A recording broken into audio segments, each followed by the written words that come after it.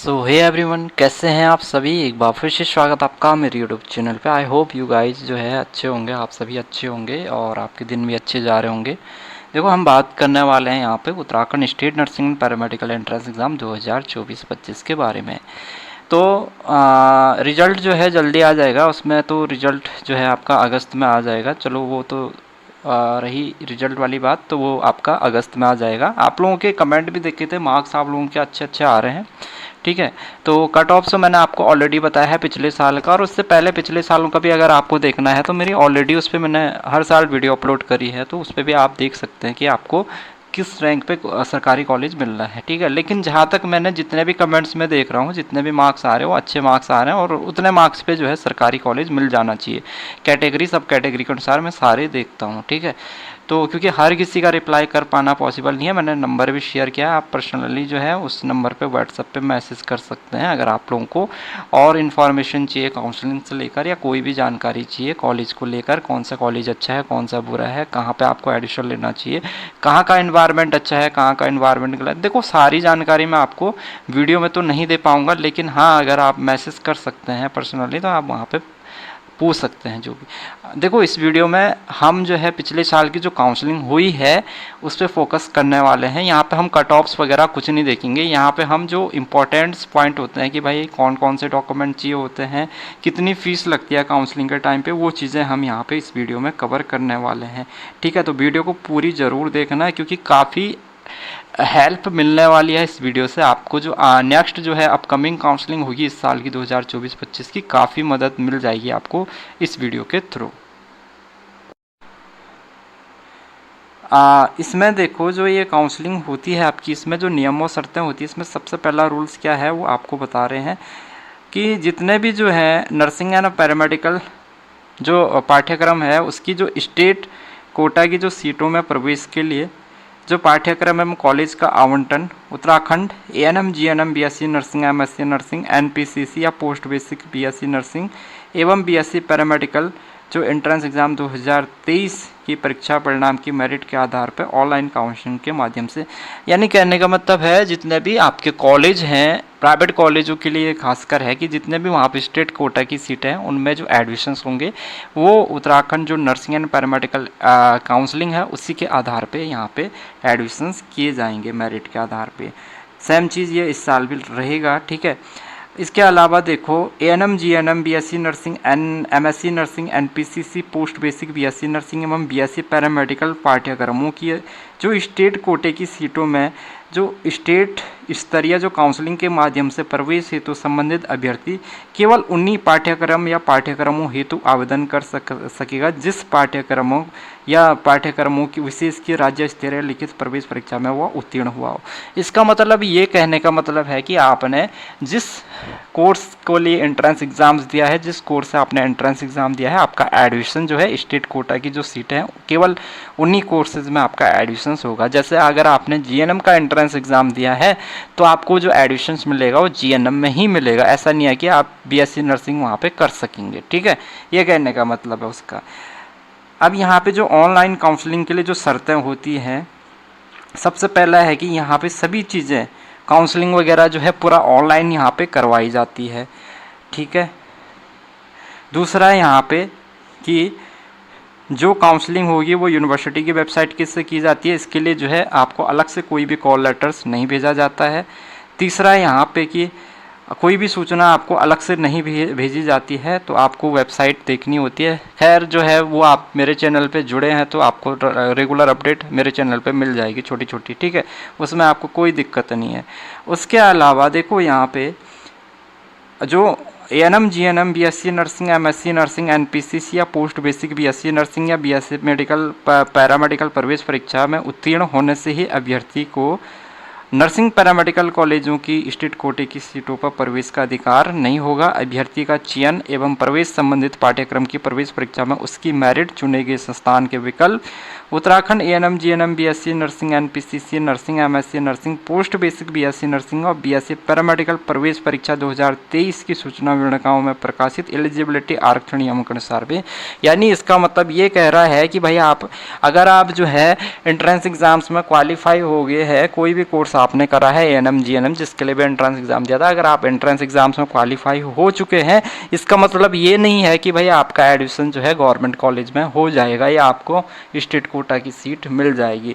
केवल जो है जो मेरिट बनेगी उसमें जो आरक्षण रहेगा उसके आधार पे जो वेटेज होगा उनके आधार पे मेरिट में अगर आपका नाम आता है तभी आपको जो है सीट यहाँ पे मिलेगी।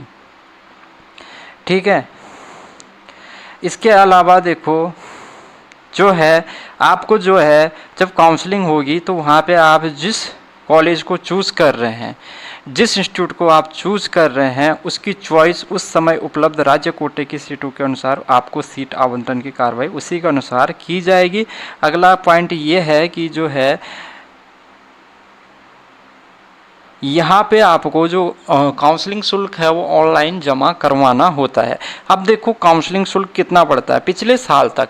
ठीक है, पिछले साल तक जो काउंसलिंग शुल्क था वो एएनएम के लिए तो था 1000 रुपये था, जीएनएम के लिए भी 1000 रुपये था, बीएससी नर्सिंग के लिए 1500 रुपये था, एमएससी नर्सिंग एनपीसीसी नर्सिंग के लिए 1500 रुपये था, पोस्ट बेसिक बीएससी नर्सिंग के लिए 1500 रुपये था और बीएससी पैरामेडिकल के लिए 1500 रुपये था। काउंसलिंग शुल्क है ये। ठीक है, ये काउंसलिंग शुल्क है जो कि नॉन रिफंडेबल होता है, रिफंड नहीं होता है। जब काउंसलिंग के लिए आप जा रहे हैं, रजिस्ट्रेशन कर रहे हैं ऑनलाइन, तो वहाँ पे जो फीस ली जाती है काउंसलिंग की वो ये फीस है। तो इसमें एएनएम जीएनएम की तो देखो 1000 रुपये है, बाकी जो अन्य कोर्सेज हैं BSc nursing MSc nursing NPCC nursing या पोस्ट बेसिक बीएससी नर्सिंग और बीएससी पैरामेडिकल, इन सभी के लिए 1500 रुपये यहाँ पे फीस निर्धारित की गई है। अब ये रजिस्ट्रेशन जो फीस होती है ये नॉन रिफंडेबल होता है। ठीक है, ये मैंने आपको बता दिया, ये नॉन रिफंडेबल हो जाता है। ठीक है, अगर आप गलती से देखो कई बार क्या होता है स्टूडेंट जो है गलती से जो है किसी गलत कोर्स को चूज़ करते ही और उस गलत कोर्स को चूज़ करने के बाद फीस भी सबमिट कर देता है, लेकिन जब वो बाद में प्रिंट निकालता है तो उसे पता लगता है कि मैंने तो कोर्स ही गलत चूज़ कर लिया। तो यहाँ पे ये चीज़ आपको नहीं करना। जब भी आप काउंसलिंग करेंगे तो हर चीज़ आपको ध्यानपूर्वक करनी है, क्योंकि ये जो फीस है ये नॉन रिफंडेबल है और ये किसी भी दशा में एक बार अगर आपने चाहे गलत भरा सही भरा, आपने गलत भर के फीस जमा कर दी तो उसमें यूनिवर्सिटी कोई जिम्मेदारी नहीं लेती है, इसमें आपकी जिम्मेदारी है। वो फीस आपकी किसी भी दशा में जो है वापस नहीं की जाएगी। ठीक है, अब यहाँ पे देखो, यहाँ पे हर चीज़ आपको जो वहाँ पे डॉक्यूमेंट्स अपलोड करने होते हैं, पीडीएफ मोड में आपको डॉक्यूमेंट्स अपलोड करने होते हैं। फिर आपको चॉइस लॉक करनी होती हैं, सीटें कहाँ कहाँ पे जो है आपको चाहिए होती है, जो कॉलेज होते हैं वो चॉइस लॉक करनी होती है। ठीक है, उसके अलावा यहाँ पे कुछ और इंस्ट्रक्शन देख लेते हैं कि क्या इंस्ट्रक्शंस है। तो यहाँ पे जिस भी कॉलेज में अगर आपको काउंसलिंग के दौरान अगर आप देखो फर्स्ट राउंड की काउंसलिंग होती है, उसमें अगर आपको कोई कॉलेज मिल गया है, आपको कोई सरकारी कॉलेज मिल गया है, तो वो जो लास्ट डेट होगी एडमिशन्स की, उस लास्ट डेट तक आपको एडमिशन्स ले लेना है उस कॉलेज में। भले ही आप देखो बाद में आप दूसरा कॉलेज में अगर एडमिशन्स लेना चाहते हो तो आप सेकेंड काउंसलिंग में भाग ले सकते हैं, लेकिन आपको उसे जो है आपको उस टाइम पे उस कॉलेज में एडमिशन्स लेना है। यद्यपि इसमें कोई लिखा है कि कोई अभ्यर्थी प्रथम चरण की काउंसलिंग में बोर्ड द्वारा उसकी आवंटित हुई सीट पर निर्धारित समयावधि के अंतर्गत प्रवेश नहीं लेता है तो उसे सेकंड चरण की काउंसलिंग में सम्मिलित होने हेतु पुनः पंजीकरण कराने की अनुमति होगी, परंतु इस हेतु उसे पुनः निर्धारित पंजीकरण शुल्क धनराशि ऑनलाइन माध्यम से जमा करवाकर पंजीकरण करवाना अनिवार्य होगा। ठीक है, यानी कि ये कह रहा है कि आपको फर्स्ट राउंड की काउंसलिंग में सीट मिल गई और आपने एडमिशन्स नहीं लिया, तो आपको जो है सेकेंड राउंड की काउंसलिंग में जो है क्या करना है। सेकेंड राउंड की काउंसलिंग में अगर आपको पार्टिसिपेट करना है तो उसके लिए आपको पंजीकरण शुल्क जो है अलग से जो है दोबारा यहाँ पे जमा करना होगा। अब देखो यहाँ पे एक और पॉइंट देख लो। देखो यदि आपको फर्स्ट राउंड की काउंसलिंग में सीट मिल गई है, ठीक है, अलॉट हो गया फर्स्ट राउंड के, और आपको एडमिशन्स भी आपने एडमिशन्स प्रक्रिया भी कर ली है, आपने एडमिशन्स भी वहाँ पे ले लिया, लेकिन आपको क्या करना है कि अगर आपको देखो सीट अपग्रेड करानी है, नहीं आपको दूसरा कॉलेज चाहिए, तो उसमें सेकेंड राउंड की जो काउंसलिंग है उसमें आपको अपग्रेड सीट को अपग्रेड करने का मौका दिया जाएगा। वहाँ पे आपको दोबारा से पंजीकरण कराने की अनुमति है। आप दोबारा से वहाँ पे रजिस्ट्रेशन करेंगे, लेकिन वहाँ पे देखो आपको कोई भी रजिस्ट्रेशन फीस जमा नहीं करनी होगी। ये पिछले साल का रूल्स है, इस साल क्या रूल्स आता है ये देखना होगा। लेकिन ये जो है पिछले साल तक ये था कि अगर आपने एक बार फर्स्ट राउंड की काउंसलिंग कर ली और आपको सरकारी सीट मिल गई और आप उस सीट को आप अपग्रेड करना चाहते हैं, आप दूसरे कॉलेज में एडमिशन लेना चाहते हैं, तो आपको सेकेंड राउंड की काउंसलिंग जब शुरू होगी उसमें आपको रजिस्ट्रेशन करना है दोबारा से, लेकिन वहाँ पे आपको कोई भी फीस नहीं दी जाएगी, कोई भी फीस आपसे नहीं ली जाएगी। ठीक है, ऐसे अभ्यर्थी जिनके द्वारा प्रथम चरण की काउंसलिंग में आवंटित सीट पर निर्धारित समय के अंतर्गत प्रवेश प्रक्रिया पूर्ण कर ली गई हो और वे सेकंड चरण की काउंसलिंग में सीट आवंटन की कार्रवाई में नियमानुसार सम्मिलित होकर उक्त आवंटित संस्थान को बदलना चाहते हो तो उन्हें इसकी अनुमति होगी। ठीक है, लेकिन यहाँ पे जो है सेकंड राउंड की काउंसलिंग में जो सीटें अगर उसमें उस कॉलेज में उस इंस्टीट्यूट में सीटें बची होगी तो ही आपको वहाँ पे सीट मिल जाएगी, अन्यथा आपको जो सीट है। यहाँ पे एक चीज़ और देख लेते हैं कि एक बार पूर्व आवंटित सीट को अगर आपने अपग्रेड कर लिया, उसको परिवर्तित कर यदि अभ्यर्थी को काउंसलिंग बोर्ड द्वारा दूसरे संस्थान की सीट आवंटित कर दी जाती है तो उसका पूर्व में जो उनको सीट अलर्ट हो रखी है उसको तत्काल प्रभाव से समाप्त कर देंगे और उस सीट पर काउंसलिंग बोर्ड द्वारा मेरिट के क्रम में जो अगला अभ्यर्थी होगा उसको सीट दे दी जाएगी। अथवा अभ्यर्थियों को सलाह दी जाती है कि जब भी आप सीट अपग्रेड करवा रहे हैं उसको ध्यानपूर्वक विचार कर लें। ठीक है, तो ध्यानपूर्वक विचार क्यों लिख रहा है कि भाई कई बार ऐसा होता है कि भाई अगली राउंड में आपको पता चल रहा है कि आप जिस कॉलेज में लेना चाहते हैं वहाँ पे सीट ही ना मिले, तो ये आपको ध्यानपूर्वक करना है। और आपने जो सीट छोड़ी है उसमें किसी और का है, जब भी आप सीट अपग्रेड करा रहे हैं तो सीट अपग्रेड का मतलब ये होता है कि आपने जो पुरानी कॉलेज की जो सीट मिली है आपको वो आपने छोड़ दी है और अब आप नया कॉलेज लेना चाहते हैं। जो सीट आपने छोड़ी है उसमें ये क्या करते हैं कि जो काउंसलिंग के थ्रू वहाँ पे, क्योंकि आपने सीट छोड़ दी तो सीट वहाँ पे क्या होगी, खाली होगी, तो अब जिसका उस मेरिट में नाम आ रहा है उसको वो सीट अलॉटेड होगी। तो इस कंडीशंस में हो सकता है कि आपको जिस इंस्टीट्यूट में आपको सीट चाहिए वहाँ पे आपको हो सकता है वहाँ पे भी आपको सीट ना मिले। तो ये चीज़ें आप ध्यानपूर्वक करेंगे कि जब भी आप अपग्रेड कराना है कंफर्म कर लें, विचार कर लें कि भाई आपको अपग्रेड कराना, कि हो सकता है कि आप अपग्रेड कराने के बाद आपको सेकेंड राउंड में कोई सरकारी कॉलेज नहीं मिले तो आपकी जो पहली वाली सीट भी जो है वहाँ पर फिर क्या हो जाएगी, वो भी आपको नहीं मिलेगी। ठीक है, यदि किसी अभ्यर्थी को काउंसलिंग बोर्ड द्वारा फर्स्ट राउंड की काउंसलिंग में सीट आवंटित होती है और उसके द्वारा प्रवेश हेतु निर्धारित समयावधि के अंतर्गत संबंधित आवंटित संस्थान में प्रवेश नहीं लिया गया, उसे सेकेंड राउंड की काउंसलिंग में सम्मिलित हेतु पुनः पंजीकरण कराने की अनुमति होगी, लेकिन वहाँ पे उसको अलग से रजिस्ट्रेशन फीस जमा करवाना होगा। ये तो मैंने आपको बता दिया। यदि अभ्यर्थी फर्स्ट राउंड की काउंसलिंग करवा उपरोक्त बिंदु में उल्लिखित जमा करवा कर पंजीकरण तो सेकंड राउंड की काउंसलिंग में तो इससे अलग से कोई पंजीकरण शुल्क जमा नहीं कराना होगा। ठीक है, यदि किसी अभ्यर्थी द्वारा फर्स्ट राउंड की काउंसलिंग में भाग नहीं किया है तो वो सेकेंड राउंड की काउंसलिंग में जो है भाग कर सकता है, ये तो आपको पता ही है। उत्तराखंड जो है नर्सिंग पैरामेडिकल जीएनएम एएनएम जो काउंसलिंग बोर्ड द्वारा किए गए आवंटित एवं समस्या संस्थान द्वारा किए गए प्रवेश प्रथम दृष्टया अस्थायी होंगे तथा उन्हें बिना किसी कारण बताए निरस्त करने का अधिकार जो है काउंसलिंग बोर्ड या उत्तराखंड शासन के पास सुरक्षित होगा। प्रवेश के समय संस्थान पर अभ्यर्थियों के मूल अभिलेखों का मिलान किया जाएगा, अभ्यर्थी का कोई भी दावा असत्य पाए। अगर देखो भाई ऐसा होता है कि भाई ये जो डीबी होगा आपका डॉक्यूमेंट्स वेरिफिकेशन होगा काउंसलिंग के बाद में, वहाँ पे अगर आपका कोई भी डॉक्यूमेंट्स इनकरेक्ट पाया जाता हो तो तुरंत ही आपकी सीट वहाँ पे वो क्या कर देंगे, उसे रिजेक्ट कर देंगे, आपके जो अभ्यर्थन को जो आपकी जो सीट अलर्ट हुई है उसको कैंसिल कर देंगे। ठीक है, तो ये काउंसलिंग होती है फर्स्ट सेकंड थर्ड, जिस हिसाब से सीटें बचती हैं उसके हिसाब से यहाँ पे काउंसलिंग होती है। आवंटित सीट पर प्रवेश हेतु अभ्यर्थी को काउंसलिंग बोर्ड द्वारा सीट आवंटन के उपरांत समस्त जो डॉक्यूमेंट्स है उनकी जो है ऑनलाइन माध्यम से डाउनलोड की गई सीट आवंटन पत्र।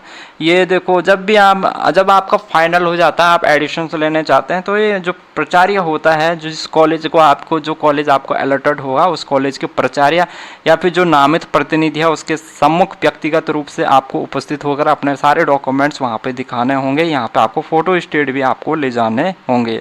रिजर्वेशन आपको पता है उत्तराखंड सरकार के आरक्षण के अनुसार जो भी यहाँ पे कोटा मिलता है वो आपको यहाँ पे मिलेगा, ये तो आपको पता ही है। ओबीसी एससी एसटी वो कितना है।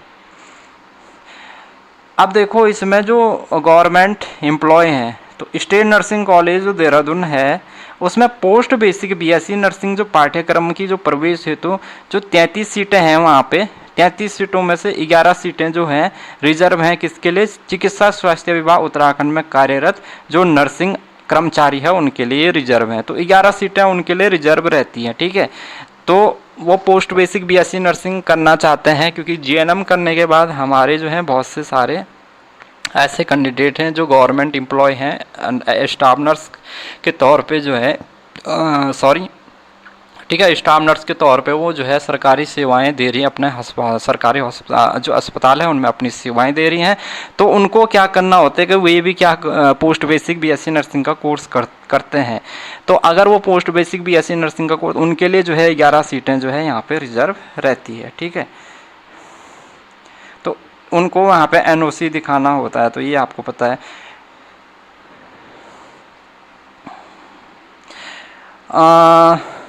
तो ये है सारी चीज़ें, ये आपने देख ली है। शुल्क भी आपने देख लिया है, कितने सीटें हैं ये सारा आपने देख लिया है।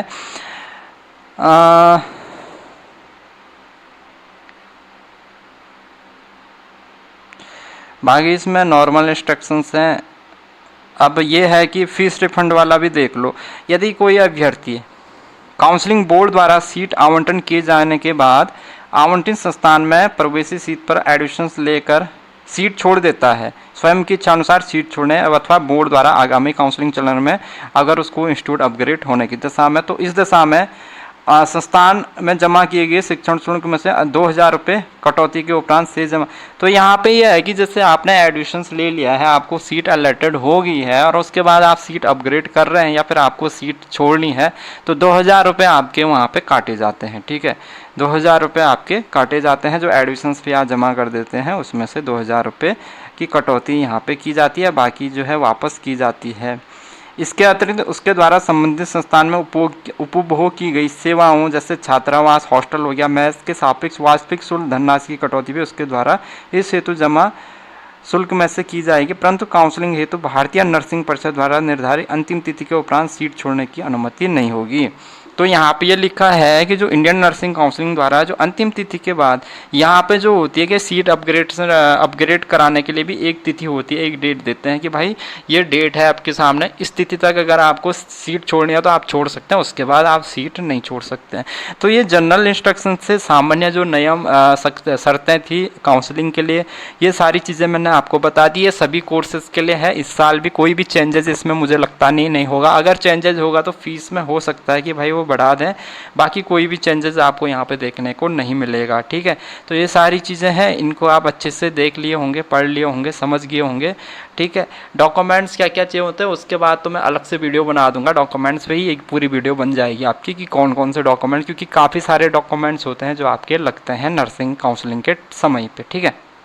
वो चीज़ें भी मैं आपको बता दूंगा। आई होप आप लोगों को समझ में आया होगा और आपको वीडियो अच्छी लगी होगी। अगर वीडियो अच्छी लगती है आपको तो आप वीडियो को लाइक ज़रूर कीजिए, कमेंट कीजिएगा और अपने दोस्तों और अपने फ्रेंड जो भी आपके भाई बहन हैं, फ्रेंड्स हैं, उनको वीडियो शेयर ज़रूर कीजिएगा, जो आने वाले जो है 2025-26 में नर्सिंग एंट्रेंस एग्ज़ाम्स देने वाले हैं।